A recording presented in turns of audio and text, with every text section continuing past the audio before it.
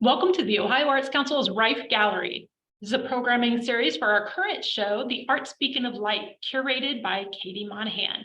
Today, we are thrilled to present artist Karen Snouffer. As a brief reminder, everyone tuning in today is in listen-only mode. Please feel free to utilize that chat function to ask questions, and we'll be sure to get to them during the Q&A portion of the hour. Also, please keep in mind that because we're presenting from separate locations, there may be some variation in bandwidth, so if one of us freezes or the sound fluctuates, thanks in advance for bearing with us. All right, thanks all, and welcome, Karen. Thank you for inviting me to do this. This is kind of a new experience for me. I've done it a couple times, but this is the way it is now, right? With all these Zoom meetings, and it's great that we can meet with so many people at once. And I want to thank, first of all, the Ohio Arts Council for creating this show. And I know it came out of the pandemic, and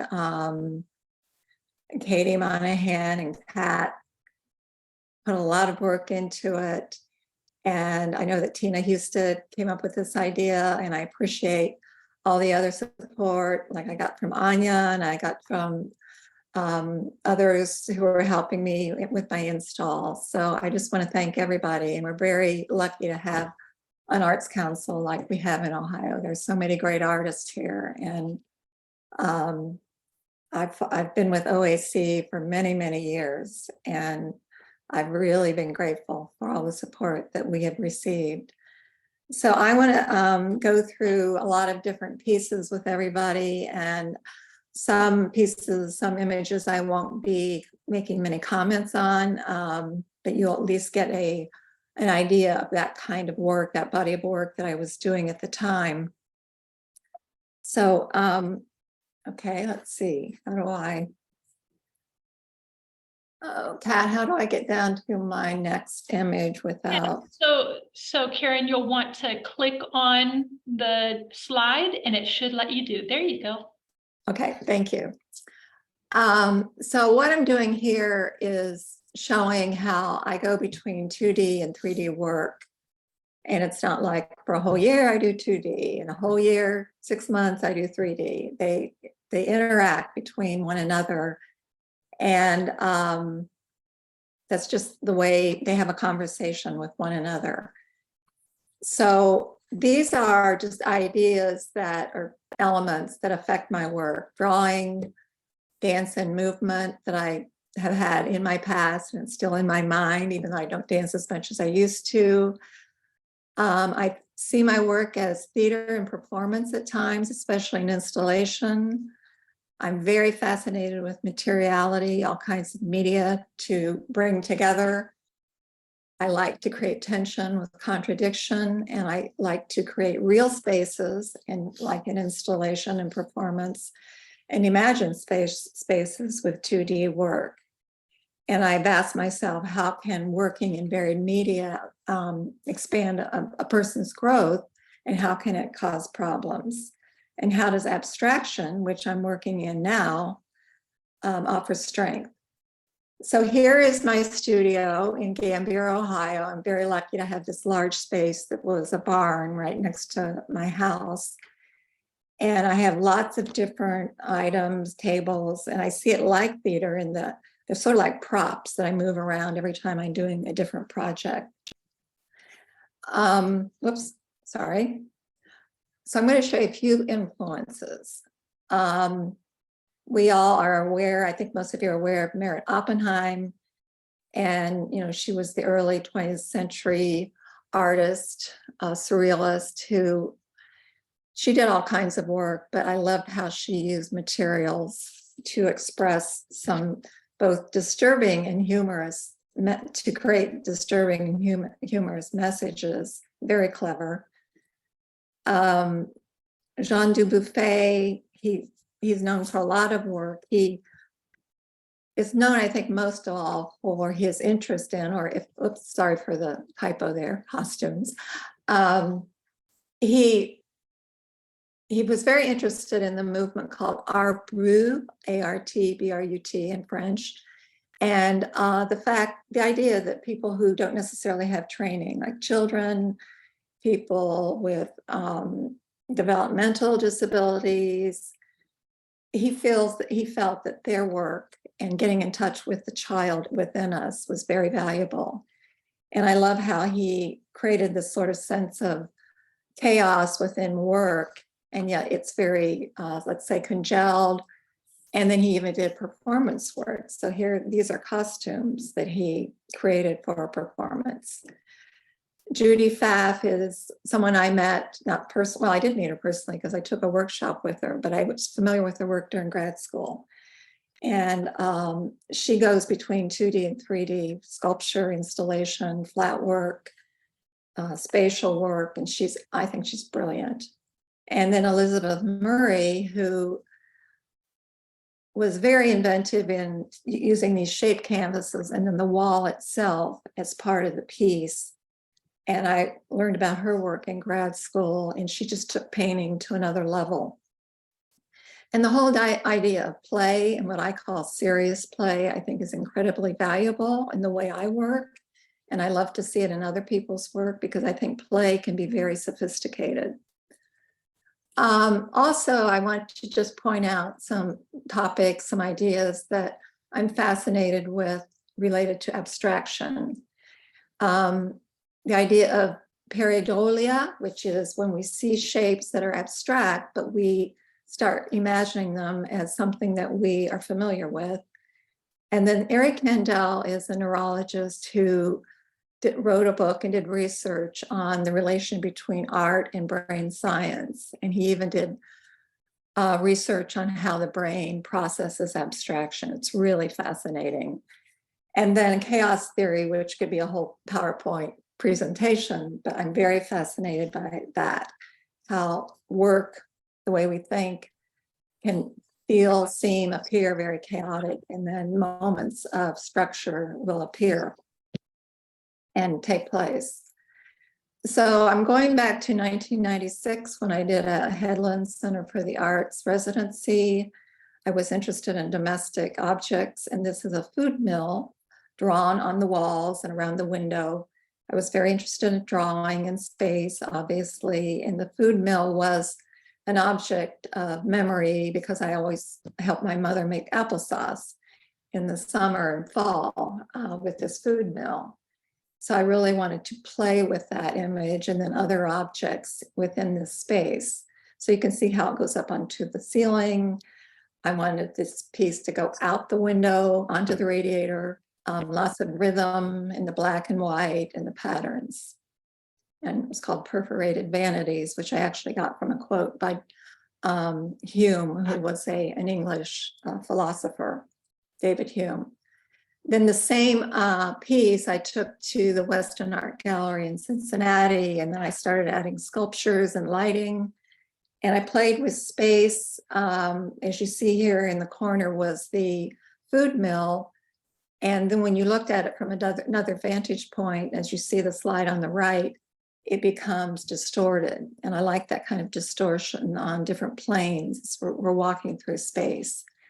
And then on the wall on the upper left was a so-called ring tablet and a quote from David Hume about what possessions are, what they mean to people in their lives. This was also at the Rife Gallery, and this was called Ordinary Secrets, and it came out of a, let's see, I'm trying to remember. Oh, this was at Headland Center for the Arts also, and I was interested in these. I created, this was after I came back, but then I became interested in this object, the hot water bottle, and how it was part of our lives and our family growing up. And it became like this anthropomorphic object and something really beautiful to me, but also sort of disturbing. And then I created these skirts on these these objects that are used for hanging clothing in stores. And then I put them on wheels because I like that idea of suggesting movement. So there was a lot of elements in this that, you know, it's very dramatic. I feel like it's very theatrical, and even the shadows were important.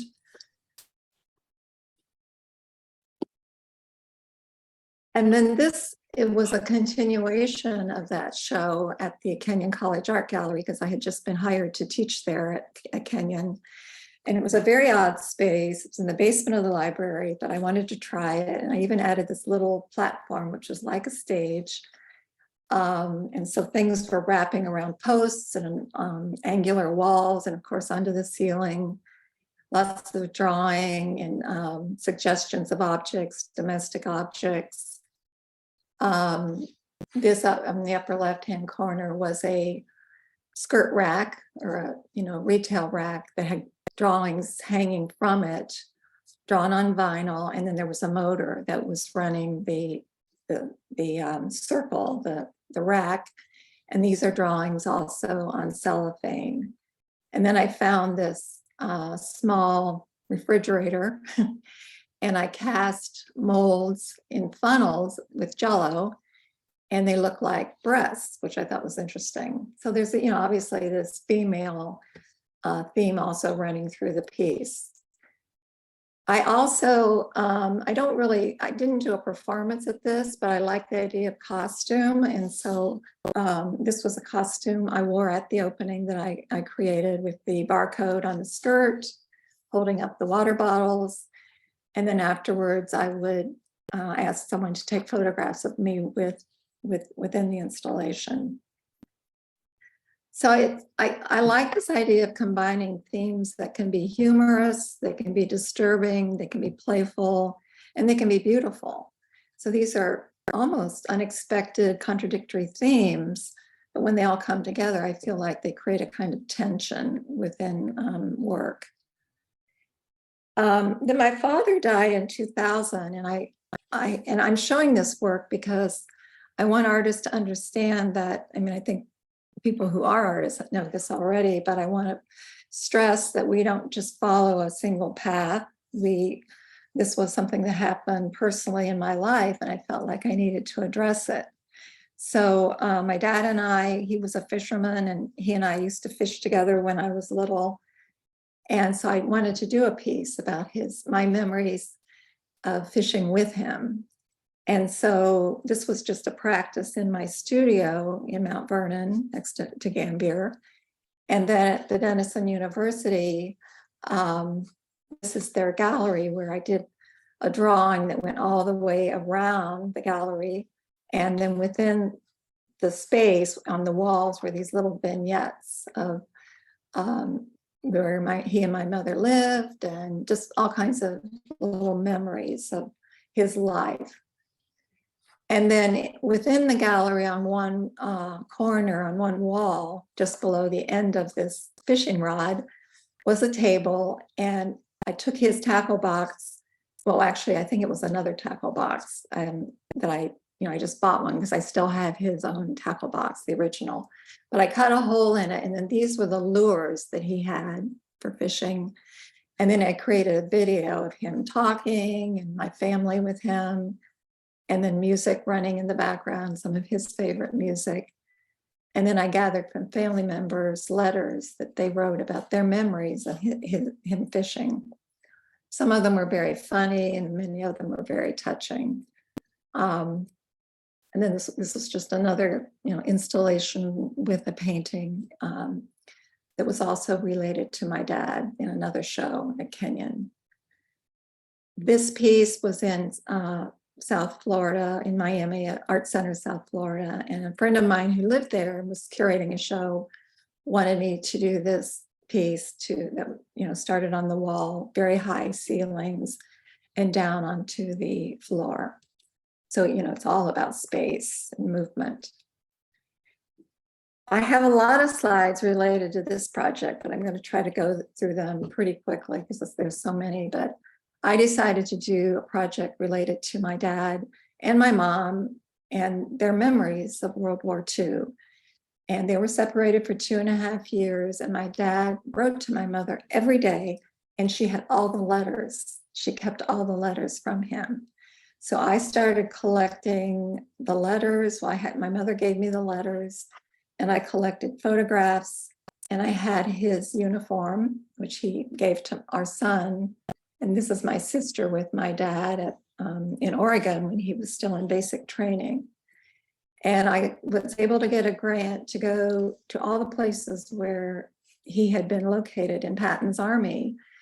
And that was, landing in France. He was 10 days after D-Day, Fontainebleau and Metz, and into Germany. And I then went to a town in France that he had many memories of, where he was billeted at a school in the basement. And his memory was that this little French girl brought them champagne every day.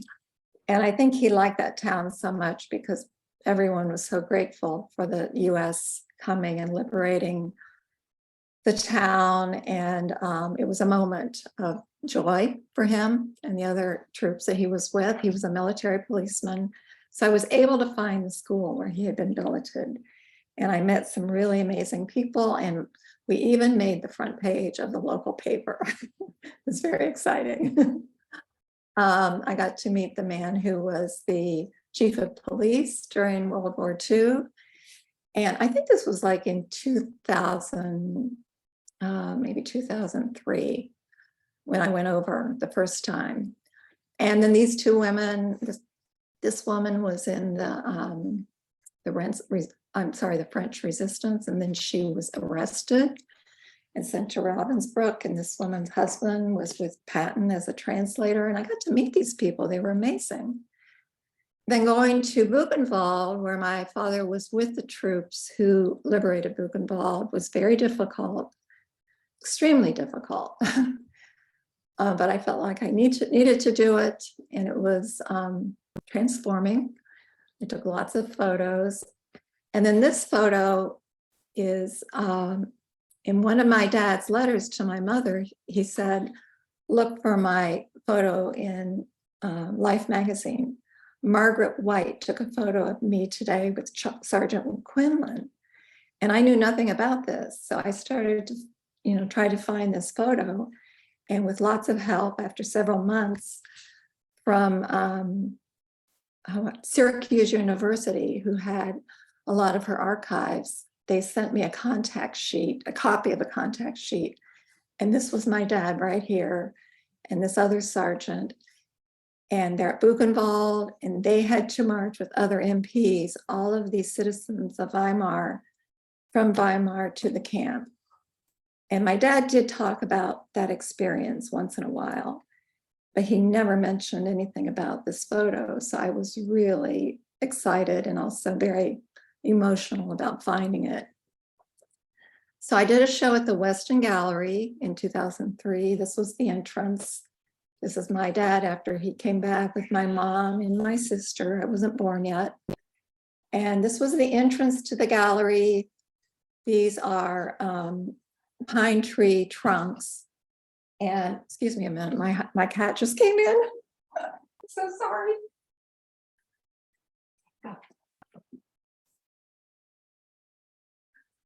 I apologize.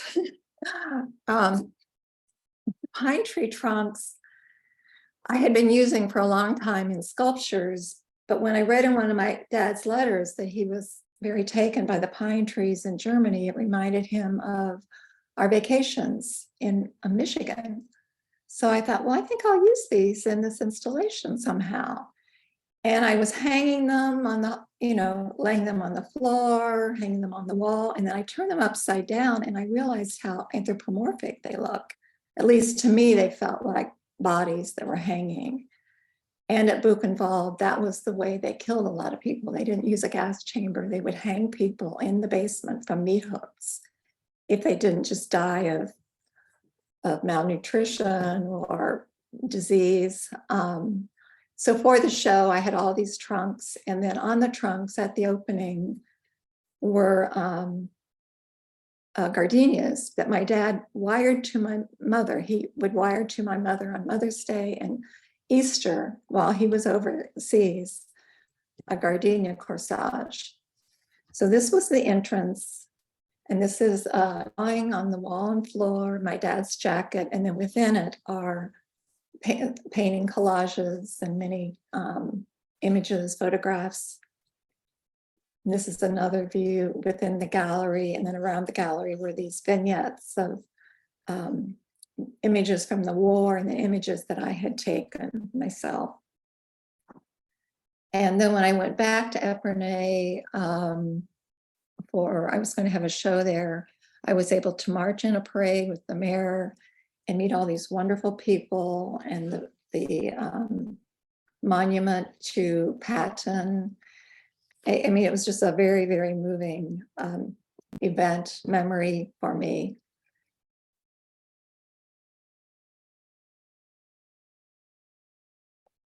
And then I was ready to go back to my playfulness. I think I had, taken care of or explored for many years. I think that was about 6 years that I spent on that project. So here was a show I did in New York at Leslie Heller Gallery. A friend of mine had curated for her gallery. I was very interested in flowers and vines.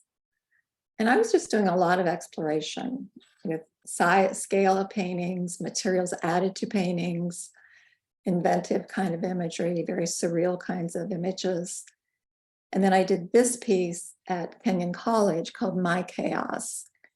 And I was just being very, very inventive and playful with what I could come up with to create these objects, these moments, these interactions. And it was very spontaneous work. And I loved installing this. It was really a fun experience. I think I did. I created an animation from this imagery. And then I did a piece in Los Angeles, and I decided to address, going from Knox County, rural Knox County, to the city of Los Angeles. So this was in a warehouse, and with several other artists actually they were alums of Kenyon, where one foot was in Knox County and my hand was reaching out to Los Angeles.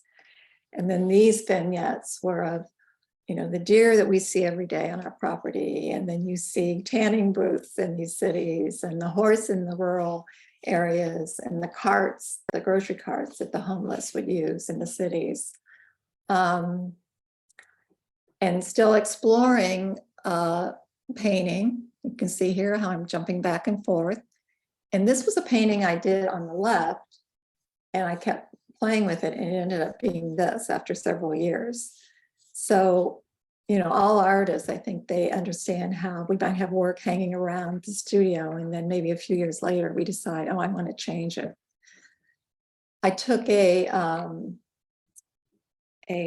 workshop at Anderson Ranch, which was wonderful. It was 2 weeks. And if you've ever been there, it's amazing. I highly recommend taking classes there. And it was a digital approach to collage. And these were a couple of examples of what I created.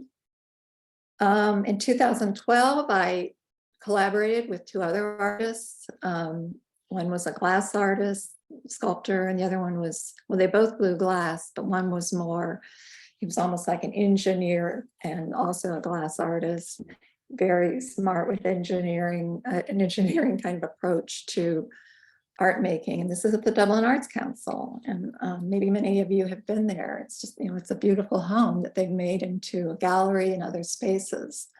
So we wanted to bring together the idea of the rural and the urban, the sub-rural, as we called it, and sort of turning it on its head, as you can see. And these are cicada wings, obviously not real cicada wings, but representative, that are bursting out of the fireplace and onto the wall and ceiling.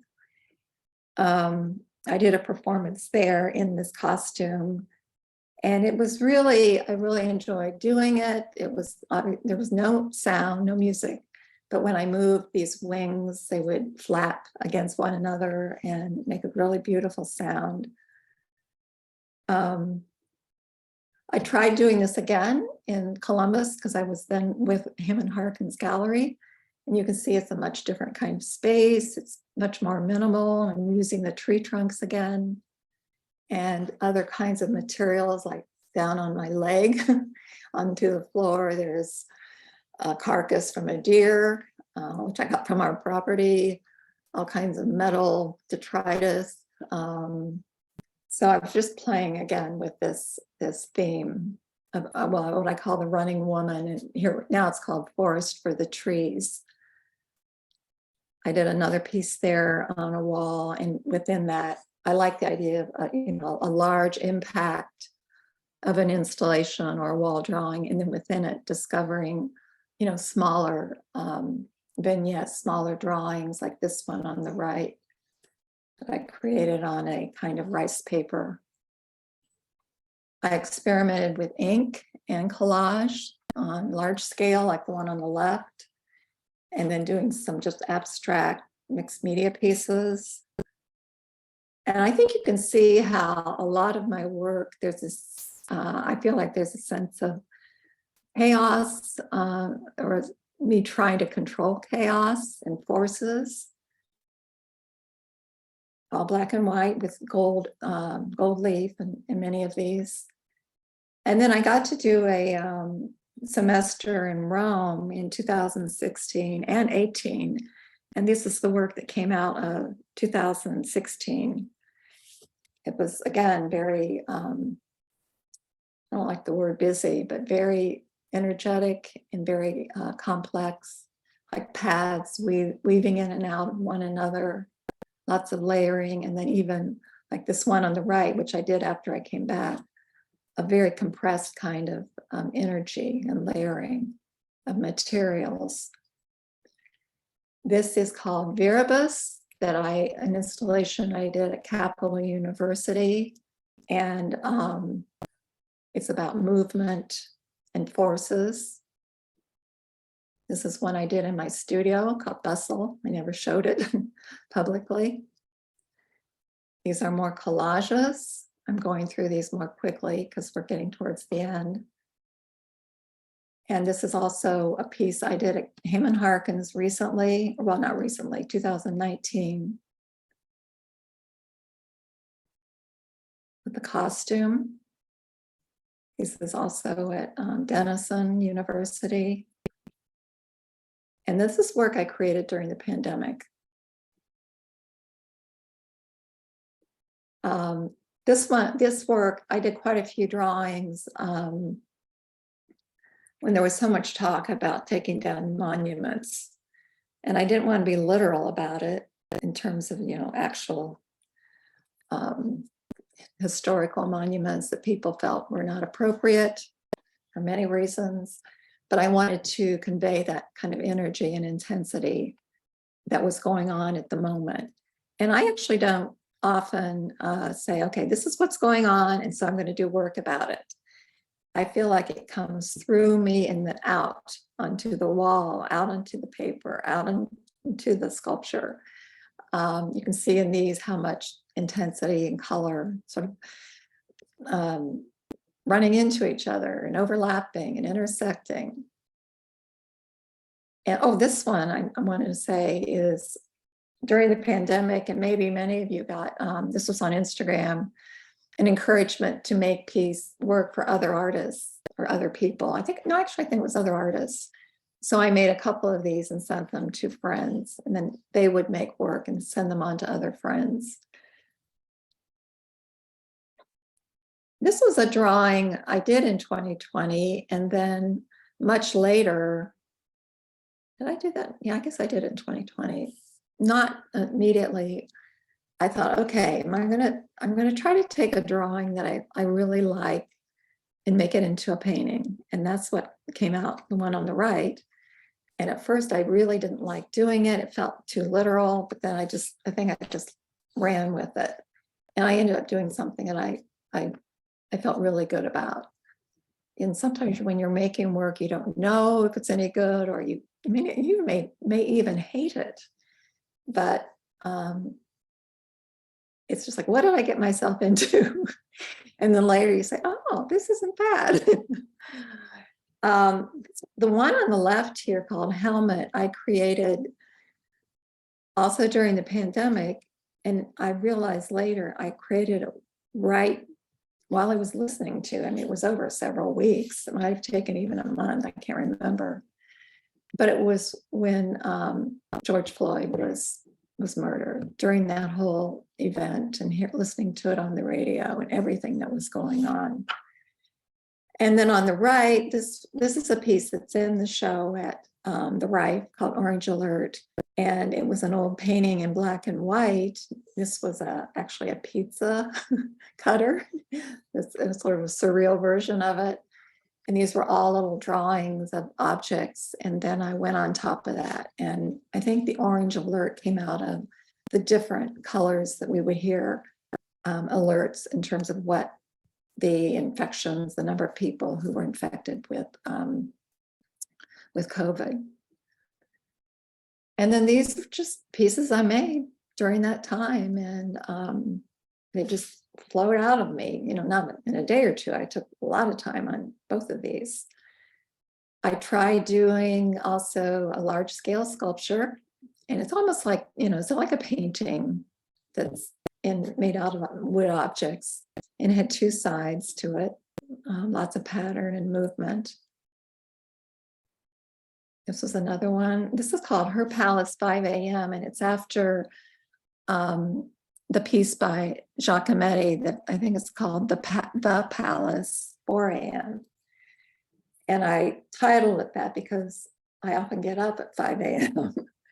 and there's a lot of things swirling through my head. And I think I wanted to show that in this piece. These are just very stream of consciousness, or very immediate kinds of images that I created with paint when I did a returning residency at the Fine Arts Work Center in 2021. And then I was invited by the Dublin Arts Council in I think it was the spring of 2021, to create a sculpture that addressed fractals in nature. And I had actually taught a class with a friend who was a mathematician, and it was an art and math class, and we addressed fractals. So I was really excited about this. And I chose the turkey tail fungi to take over this box. And then within the box were these little booklets that people could use as they went through the park to look for patterns, fractals in nature, do drawings. And it was a great project. And this woman, Noor Maturza, she is a PhD candidate who came up with this whole project. Really exciting. I was making these small sculptures. Cursive Tower is in the show right now at the right. And you can see the relationship between these and my drawings, paintings, and collages. Once in a while, I would try, like this is pipe cleaners, chenille pipe cleaners, adding those, adding fabric, faux fur, feathers. And then I had them on a table as I made them, and I really liked that community of sculptures. So I wanted to try doing a piece that was about the table. And I came up with this installation. And this was done at the Weston Art Gallery in Cincinnati. And it was in a lobby. And if any of you have been there, it's in the lower level, like I guess you would say the basement of the building. And I'm trying to remember the name of the Aronoff Center for the Arts. And so what I really liked is how you could see this from above, and there was this light coming from above from the atrium. And these are some of the details. And it was I think I was trying to see it as a place where mentally, emotionally, it's like a dreamlike moment where you can escape.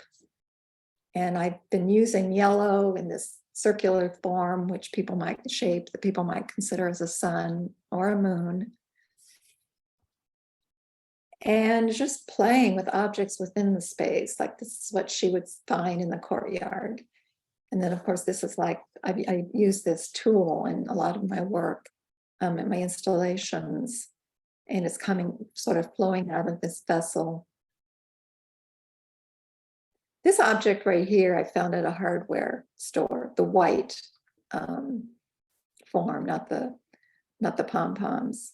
And I think people put it in like a downspout to catch leaves or whatever. And I just loved it. And so I bought a couple, and I made it into this.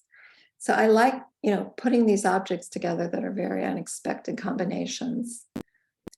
And so now I'm just showing a few recent things. This is a piece that I made in, 25 years ago in Cleveland, Ohio, when I lived up there.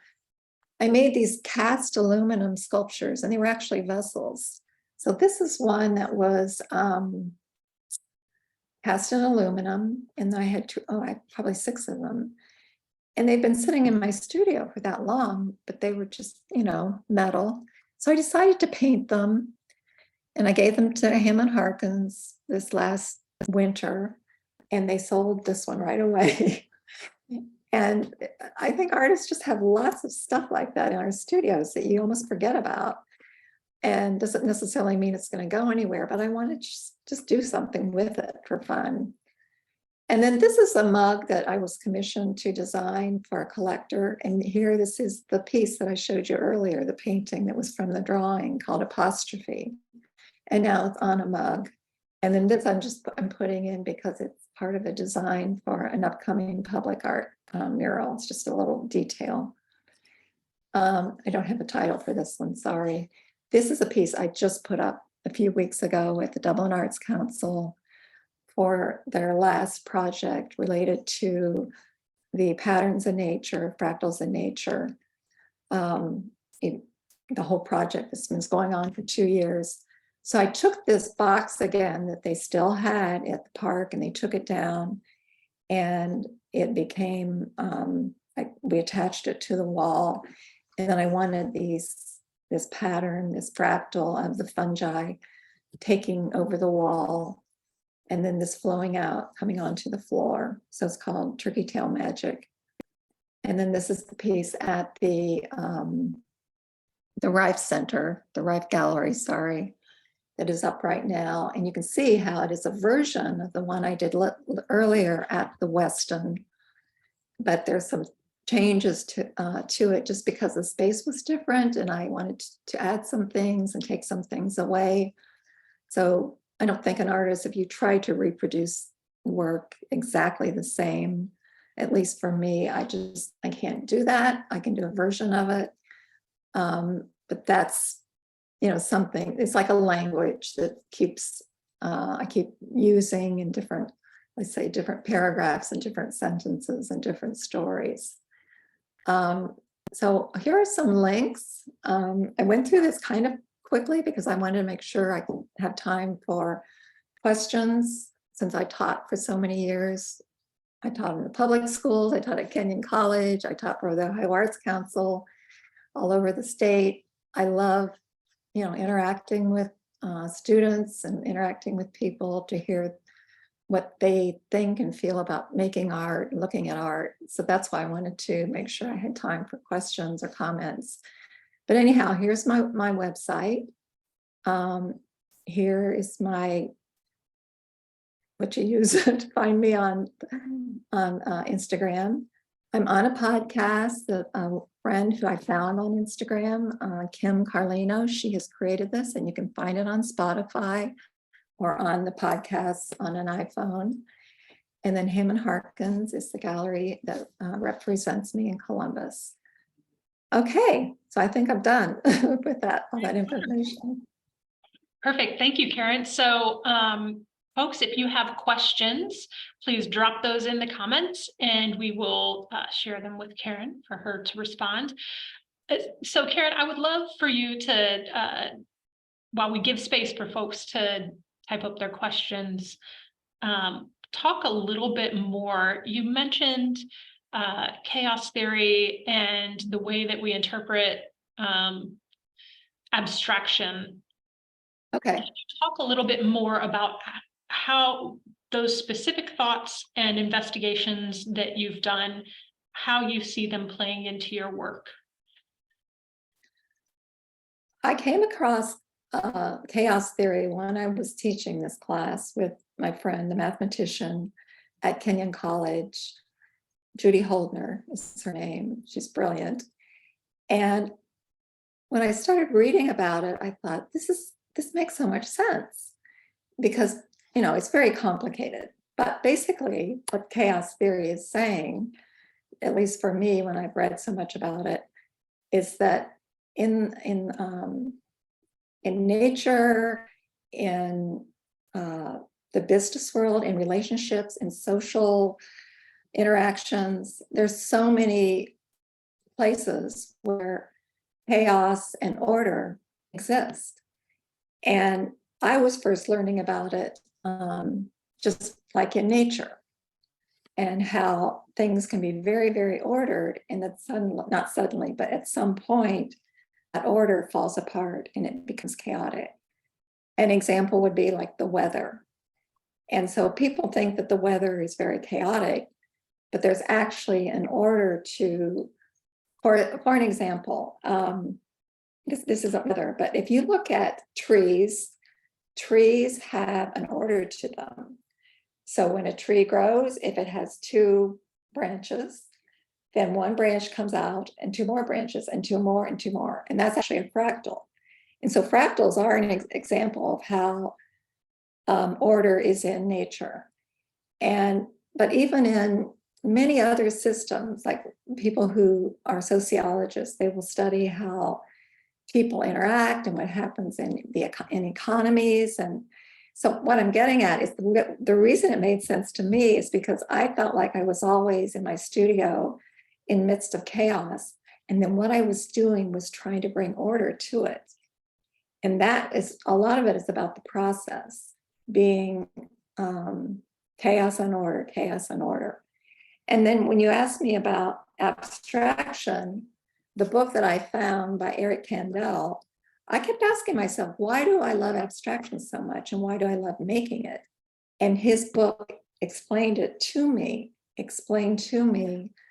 how our brain actually processes abstraction differently than the way we process images of recognizable objects like portraits and landscape and so forth. And the way he explained it, I thought, okay, now I get it. And it's actually, to me, it's like a mystery, and it's very unpredictable. So yeah, and I could go on and on about both of those, but that's basically how I see both of those themes within my work. That's great.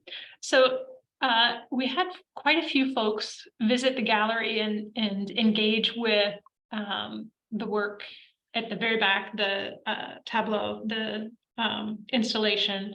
And to give context, I had some great conversations around it, but I would love for you to talk through a little bit of the process of doing an installation. You came with many items, some of them just individual pieces of artwork that coalesce into a larger work, and then some, fabrics and what wouldn't necessarily stand alone as a piece. But there was something very interesting that happened when watching you put together the installation it happens with most installation artists, but this piece in particular, could you talk a little bit about that experience and what you look for and how you do that dance? Yeah, it's a dance. I love that you said that. It's I get pretty anxious before I do an installation, but I usually practice it first in my studio. So that to me is how it's very similar to theater. And luckily I have a large studio, so I'm not someone who builds models and then does the installation. I really feel like I have to get it as close to the real as possible before I do it. But then it really isn't until you get to the gallery. I've done a few outside, but usually they've been in galleries that I really start figuring out what I need to do. And I can have a lot of surprises. So I bring all the work, the materials that I think is going to be in the show, in the installation, and then I just start building. And then, for example, the piece at the right, there's at the front of the installation, there's a long black piece of wood that goes very high on the right wall with this paper fan at the top. Well, I didn't know I was going to use that, but I brought those materials with me. And because of the kind of space that it is, I felt like it needed something up there. So like when I did that similar piece at the Weston, it was a different space, so I didn't have that kind of object. To be honest, I think I could have spent another week on that piece and just kept adding to it and taking away and adding to it and taking away. But you basically bring all of your props to the show, to the performance, to the dance, as you said, and then you just start pulling out what you think is going to work, even though ahead of time you've practiced. So that's basically the process.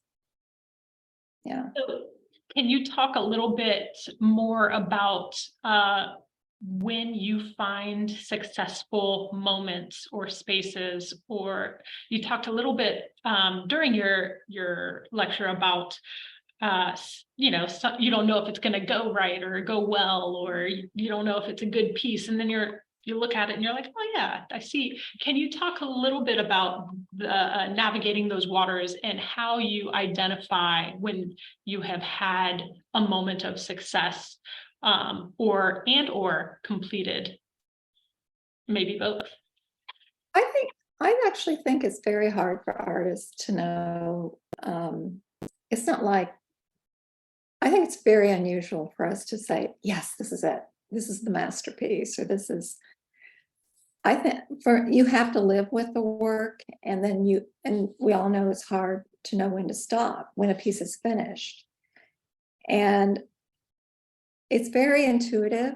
It certainly is different with installation than with, say, a painting or even a sculpture, because I've got that time in my studio, whereas with the installation, you have a time limit. And how do I know? Well, sometimes I'll ask, not often, but sometimes I'll ask a friend I have a friend at Kenyon who does similar kinds of work. And I'll ask him to come and look at my work and give me some feedback. And actually now I think it helps to look at the work on my phone. We didn't have that years ago, but to see it as a photograph, and you've got this distance from it. And then when you just got I'm very lucky that I've got all these materials. And when I bring something, I have a piece of tool and I lay it on top of a piece of metal, I think, oh, this is great. I like this. And then the other thing that happens is, and I've shared this with many artists, and they agree, you'll do something, say at night, in the afternoon, and you go, yes, this is it. I figured it out. I love it. And then you come back the next morning and you go, why did I think this is so great? I'm not so sure. So it's very intuitive. Yeah. So I don't know if I answered your question, but it's hard to describe. You took us on the journey, which I think is the important bit. I don't know that there is an answer, but I love to hear how artists navigate that, because it is a navigation. It's the journey of. Oh, you're saying that to a completed work, or to finding success in a specific space of the work. It's an and everybody is different. Yeah, right. For me, it's not linear, and nor I have this need to try a lot of different things, and I'm not someone who says, okay, I'm going to work with these colors, painting only. I don't want, it's kind of like branding, I guess, but I can't do that. But I still feel like all of my work is interconnected. I don't want to be known as, oh, she's the woman, she's the artist that does those sculptures that are about 3 feet tall, and she uses purple and gray and white, and then a little bit of sequins, or something like that. I have to try a lot of different things. And I actually think it relates to life and how we are constantly, at least I'm constantly trying to expose myself to different people, different information. And that's the chaos part of it. We're gathering all of this information. And then for each person, we have the task to make it into some kind of order. And it can be overwhelming, both mentally, physically, emotionally. And so I think the process in my studio is where I have the opportunity to try to solve all those puzzles. Yeah. That's great. So we have a comment question from Anya, who said, how would you describe your distinct style? Which is something that I think you just referenced about not wanting to have a distinct one, but I think there's a voice there. So I'll pause on describe your distinct style, and that she sees some Tim Burton in the way that you present your work as well. And so perhaps respond to that. I heard that from one other person. And it was, what's her name? She's the head of the Short North. She's really, I really liked her. Betsy. What's her name? Betsy. Yes. Anyhow, I think that part of my work, I think I like, it's almost like, it's sort of like cartoonish. And especially like that one piece I did at many years ago in Kenya, and it's black and white. And people would say, it's like Dr. Seuss. And I wasn't trying to do that. And I thought, no, I don't want to look like Dr. Seuss, but that's okay. I love his drawings. But if my husband has said to me, Karen, what do I tell people when they ask me what you do? And we've been married a long time. He's still trying to figure out how to describe me and my work. Well, not me, my work. And I would say I'm a multimedia artist who works with, at least now, works with both two-dimensional and three-dimensional work and in intense color. Abstraction. I have to use the word abstraction. But then if I use that, when you look at a few of my installations, I'm referencing flowers, I'm referencing, it's usually, something floral or something that's growing. I don't think I reference animals, but I would say multimedia abstraction. Yeah.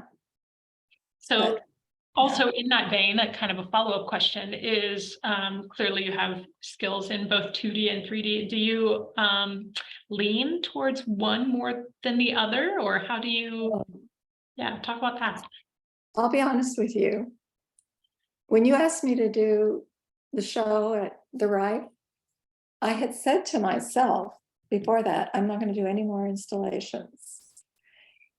And then I had this idea to do this table. And I thought, well, I'll call it a sculpture. I won't call it an installation. And then you and Katie came to my studio and you saw it there and you said, well, you think maybe you could do this at the show? And I thought, oh, sure, I can do that. That'd be fun. So I make fun of myself and saying, I'm not going to do any more installations, but it's almost like I can't help myself. I have been working on, like, say, a painting, and I'll go, oh, wait a minute, I can add this piece of silk fabric to the side, and I can add this thing coming out. And then before I know it, it's not 2D. It's kind of coming out into the space. It's crawling out into my studio. I think right now I want to try to do only paintings. But I might surprise myself.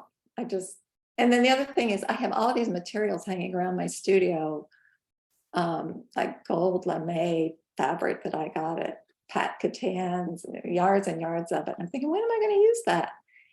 But then I realized that just by having those materials there, it affects the way I make something that may not include those materials. But just the fact that I have them, I'm touching them, I'm seeing them, they impact the way I do a painting or I do a collage, that kind of thing. Yeah. All right, so let's talk about the names of your pieces.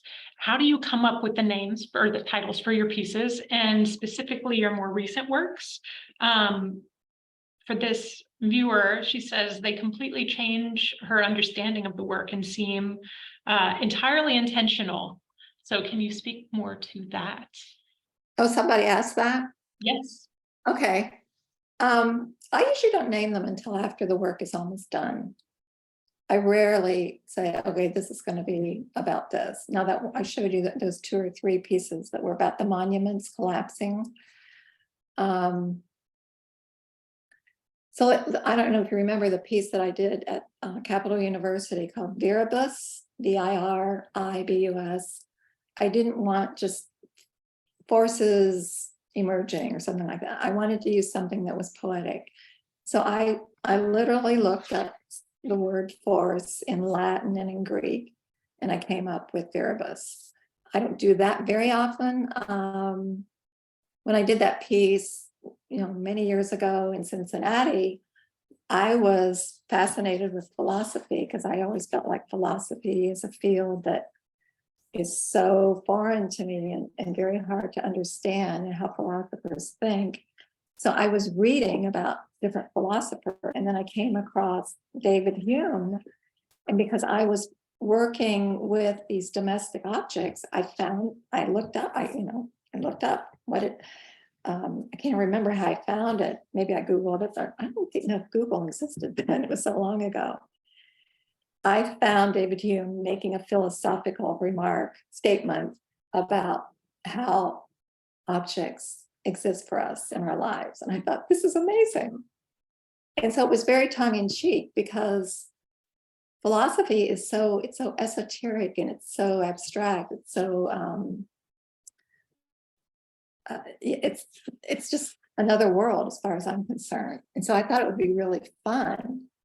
So then within his statement, the word vanities came up, and I forget how he used it.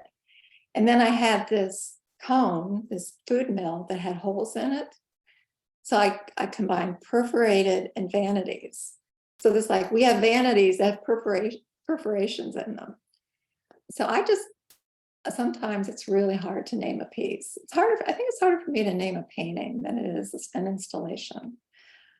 Because I feel like an installation, I'm telling a story. In some paintings, it's pretty mysterious, or it could just be about all of these colors colliding. So it varies the way I come up with titles. Yeah. Sounds like you're engaging in chaos theory again. Yeah, definitely. Yep.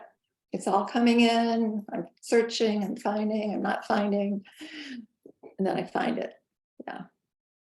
Well, I think that is a perfect place for us to end this wonderful artist talk. Thank you, Karen, for the generosity of your time and talent. Fun. Really fun. Thank you again to Katie for putting together this great exhibition, to all of the exhibiting artists, as well as to the governor, the legislature, and the Ohio Arts Council board who support the Ohio Arts Council, this great space, and of course, Ohio artists. Thanks everyone, and have a great day. Thank you to all of you. It was really fun. Thanks.